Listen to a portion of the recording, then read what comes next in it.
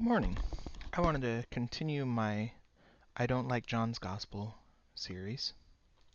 I guess it's hardly a continuation if I haven't even really started yet.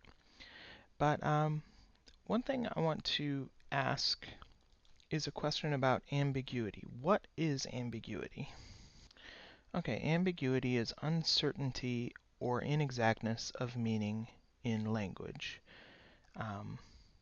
Or for that matter, a lack of decisiveness or commitment resulting from a failure to make a choice between alternatives. Let's go ahead and copy and paste those. So the synonyms: vagueness, obscurity, abstruseness, doubtfulness, uncertainty, a lack of decisiveness or commitment. Let's see, I guess it's not more. But what I want to do is ask the question, is John's Gospel ambiguous? Is John's Gospel ambiguous? To a certain extent, virtually everything we come across is going to be ambiguous to some extent, because we don't always know what is meant. But there are levels of ambiguity that can be clarified, and levels of ambiguity that just leave you hanging. I think that the level of ambiguity in John's Gospel will just leave you hanging. If I were to read this text in the absence of the other Gospels, I would have no idea what was expected of me. But that might be a point that I make in the long term. Let's just begin reading here. The Word became flesh. In the beginning was the Word, and the Word was with God, and the Word was God. He was with God in the beginning. Through him all things were made. Without him nothing was made that has been made. In him was life, and that life was the light of all mankind. The light shines in the darkness, and the darkness does not overcome it. So in these 4 verses, we rewrite the creation story from Genesis. Now, okay, so here's the question. Is there ambiguity here? Is there anything here that is vague or that you have to guess at the meaning? Does the text come across to you as sound advice? Or does it come across as a riddle whose meaning might be very important to guess correctly? Well, let me mention 2 possibilities. One, the word is good. Now, why would I say that? Well, it says right here the word was God.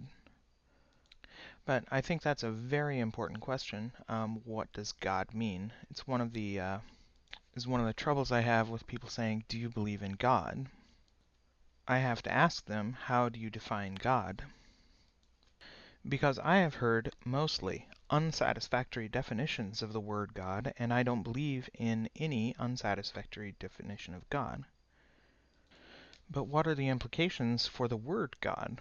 Did this idea of God without any definition come first? What are the implications for the word God? Did the idea of God, the word, did it come first? Is it some kind of Schrödinger cat quantum mechanical phenomenon where only by perceiving the word God, then God is changed by our perception of him?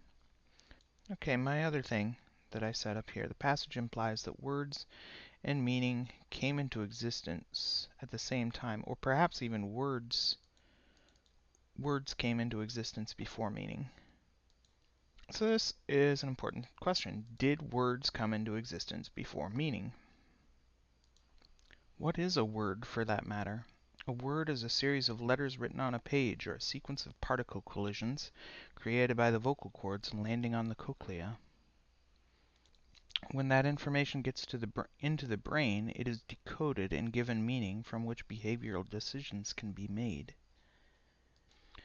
But was God conveyed on the first transmissions of information from one particle to another? Before there were brains to interpret information about God, was there a concept of God? Was God conveyed on the first transmission of information from one particle to another? Before there were brains to interpret the information about God, was there a concept of God? Or more to the point, is John correct in saying that these transmissions of information, these words, actually represent God? Now, it is absolutely true that we could not have life without regular communication by electromagnetic interaction between the particles within our bodies. And we certainly could not have discussions about God if these particles did not interact and form individual entities. Now, my own sense is that I have solved a riddle to my own satisfaction. However, my concern is that the fact that this procedure was not so simple.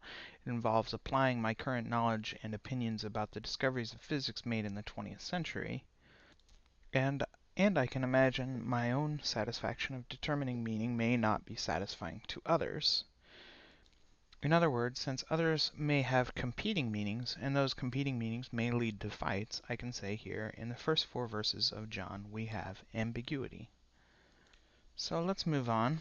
There was a man sent from God whose name was John. He came as a witness to testify concerning that light, so that through him all might believe. He himself was not the light. He came only as a witness to the light.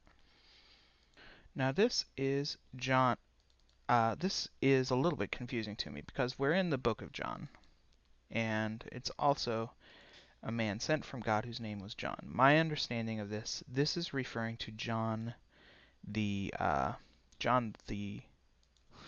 Baptist, not to John the disciple.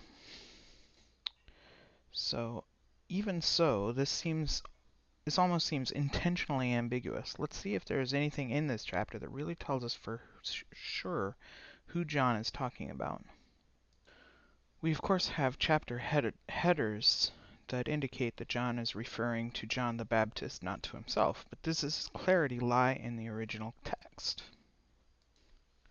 Now, John the Baptist, he came as a witness to testify concerning the light, so that through him all might believe.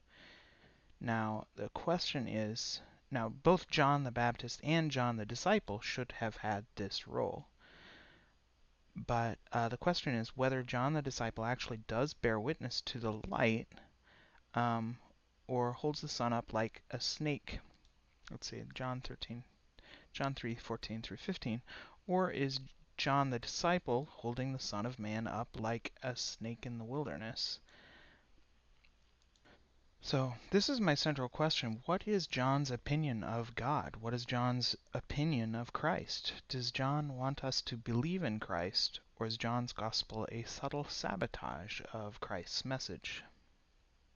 Well, it's hard to make the case of sabotage right here. It's hard to make because this isn't exactly sabotage. This is still just a riddle. The true light that gives light to everyone was coming to the world. He was in the world, and though the world was made through him, the world did not recognize him. I'm sorry, I balk at these things. To me, there is nothing but the vaguest meaning in gives light to everyone and world was made through him. Okay, I mean, one might insist that they believe these things, but in order to believe something, it must have non-ambiguous meaning to me. If I were to say I recognize the Christ, yes, I could claim that, but I don't know that what I recognize is the same as what others recognize. I could say that the world was made through the flesh of Jesus Christ, but only in the same sense that the world was made through everybody else's flesh, as we are all quite likely made of atoms compressed into carbon and oxygen in supernova explosions. The next line says, "He came to that which was his own, but his own did not receive him." Okay, the next line says, "He came to that which was his own, but his own did not receive him." Now I can say I believe this means he came to the Jews to satisfy their prophecies. For instance, in Deuteronomy 18:15 through 19, Moses hears the Lord tell him he will raise up a prophet like you from their fellow Israelites, and he will put words into his mouth. He says, "I myself will call to account anyone who does not listen to my words that the prophet speaks in my name." He then goes on to say, "But a prophet who presumes to speak in my name anything I have not commanded, or a prophet who speaks in the name of other gods, is to be put to death." And they go on to say, "You may say to yourselves, how can we know when a message has not been spoken by the Lord?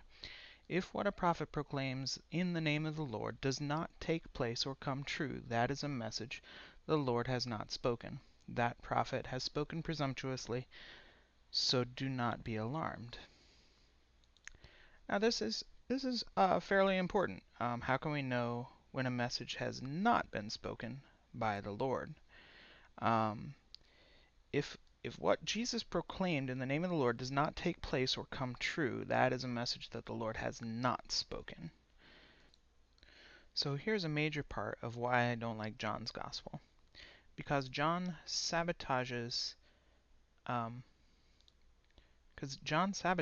Jesus in such a way that it makes it sound like the prophet Jesus has proclaimed something in the name of the Lord which has not come true.